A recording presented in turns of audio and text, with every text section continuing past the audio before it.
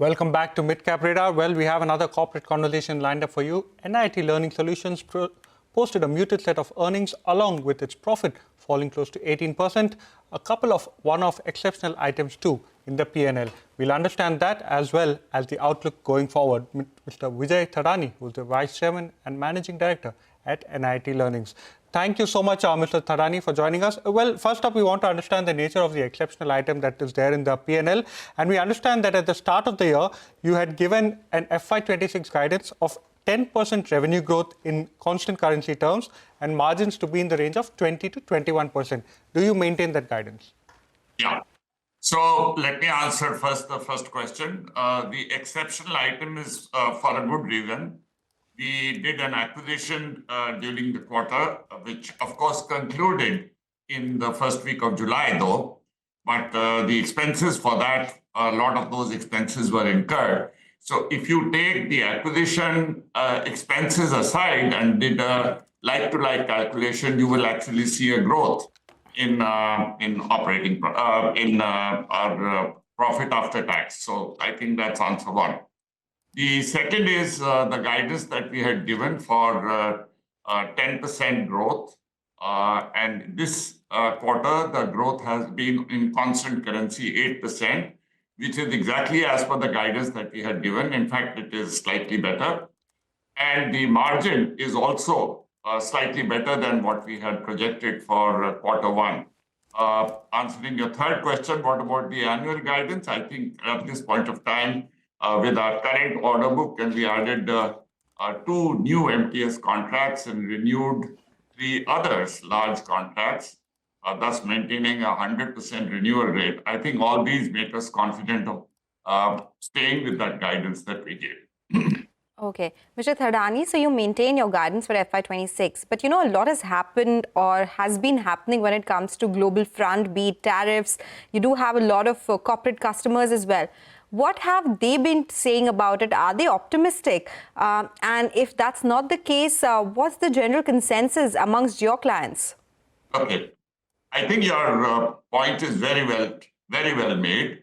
There is a huge degree of uncertainty in the market. But in this uncertain environment, at the same time, the technology is playing a very important role. And people are learning that there is a great need for a talent transformation. On one hand, there is uncertainty, which prevents them from opening their purses. At the same time, there is huge talent transformation requirement, which is an imperative for them to remain competitive and grow further. So obviously, the way the trend will meet is focusing on cost efficiencies, focusing on variability, focusing on making sure that you don't keep too much fixed costs internally. And that's where I think outsourcing comes in. And we are a very good and reliable, trusted L&D partner, L&D outsourcing partner. I think one of the best, if I may say the best, from my point of view. And I think, therefore, we get invited to many more conversations on how talent management can be done and how L&D can stand transformed. So all that is contributing to a very strong pipeline for us. Of course, decisions take much longer. Even after the decision is taken, after that the contract is awarded, many times the execution takes longer, but those are normal challenges. I think overall we feel bullish about the fact that in medium to long term, I think we have a good wicket. Right now, the 8% or 10% that you are hearing me talk is based on what we have and what we can see in front of us very clearly. Having said that, uncertain times, therefore anything is possible. But based on whatever we understand and whatever we know, I think that's how we did. Right. Uncertain time is given. Right. Mr. Thadani, take that point completely on board.